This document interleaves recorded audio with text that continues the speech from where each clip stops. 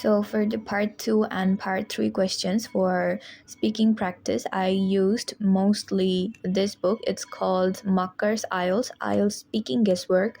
Try to buy the latest version because this will have the contents that are necessary for you to generate ideas. And I feel like when someone reads this book, they will have plenty of good contents to talk about. That's why I will recommend anyone to read from this book, but don't try to memorize your answers, because if the examiner knows that you are delivering a memorized speech, then they will reduce your mark. So try to read these answers only to generate ideas and gather more information, but don't try to memorize it anyway. Okay.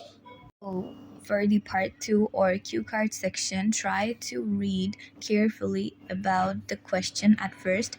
For instance, if I talk about this question, it is about describe a place in your hometown or city that is different from other places and that you enjoy visiting with your parents or friends. You should only focus on the questions, and you can also try to read these points because these are there to help you generate ideas, but your main focus should be the question. And after reading this one, try to make notes about the main points that you are going to talk about, because they will provide a small piece of paper so that you can take notes. And after showing you the cue card, after 1 minute, they will take it away and you will only have your notes with you. So try to write down the points that you are going to talk about. And what I used was, I used to write down the questions and the points that I'm going to talk about in Bangla, because that's my native language, and I felt like that really helped me to generate more ideas and understand the questions better. So I will recommend you guys to write down in your native language, because this will also be helpful for you. But if you are not comfortable with writing in your native language and generating ideas in that way, then you can also try to write down the main points in English as well.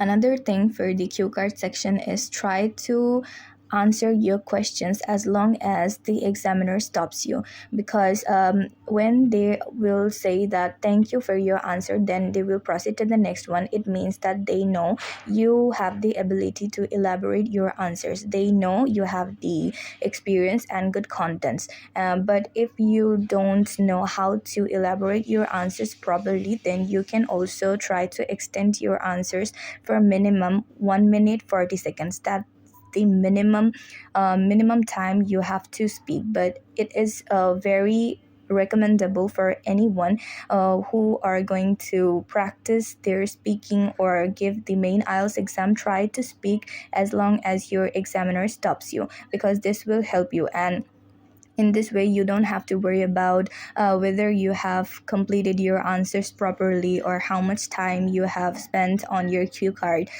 So I think this will be helpful. Try to speak as long as you can. When your examiner stops you, it means that they have known that you have the ability to elaborate your answers.